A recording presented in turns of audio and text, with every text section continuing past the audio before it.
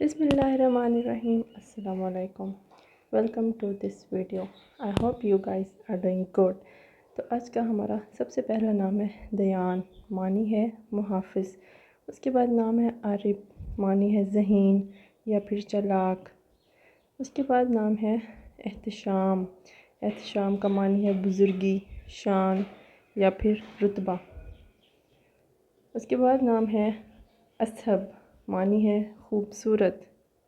نام ہے ارکم. ارکم کا معنی ہے مصنف. نام ہے ارشک. ارشک کا معنی ہے بہت ذہین. نام ہے بارک، معنی ہے روشنی یا پھر چمکتا ہوا.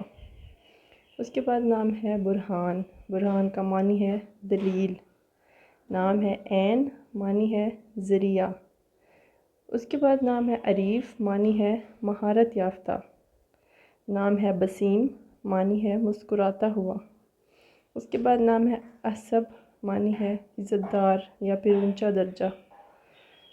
نام ہے ابان، معنی ہے ایک خاص فرشتے کا نام، صاف یا پھر واضح. اس کے بعد نام ہے غیث. غیث کا معنی ہے بارش. نام ہے حباب، معنی ہے مقصد. اس کے بعد نام ہے حارث، معنی ہے مضبوط. نام ہے حنان، معنی ہے بخشنے والا. اس کے بعد نام ہے حمیم، معنی ہے قریبی دوست.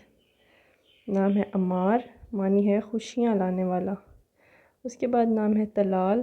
طلال کا معنی ہے خوشی، شادمانی یا پھر مسرت. نام ہے ارسل، معنی ہے بھیجنا. اس کے بعد نام ہے سائم. سائم کا معنی ہے روزہ رکھنے والا.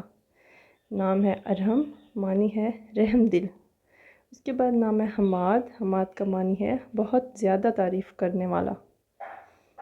اس کے بعد نام ہے داور، معنی ہے حکمران. نام ہے طلحہ. طلحہ کا معنی ہے ایک صحابی رسول کا نام ہے.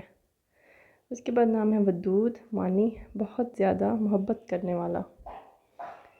نام ہے عادل، معنی ہے انصاف کرنے والا. اس کے بعد نام ہے شاہ زین، معنی ہے بہادر یا مہارت یافتہ. نام ہے راہب، معنی ہے ذہین.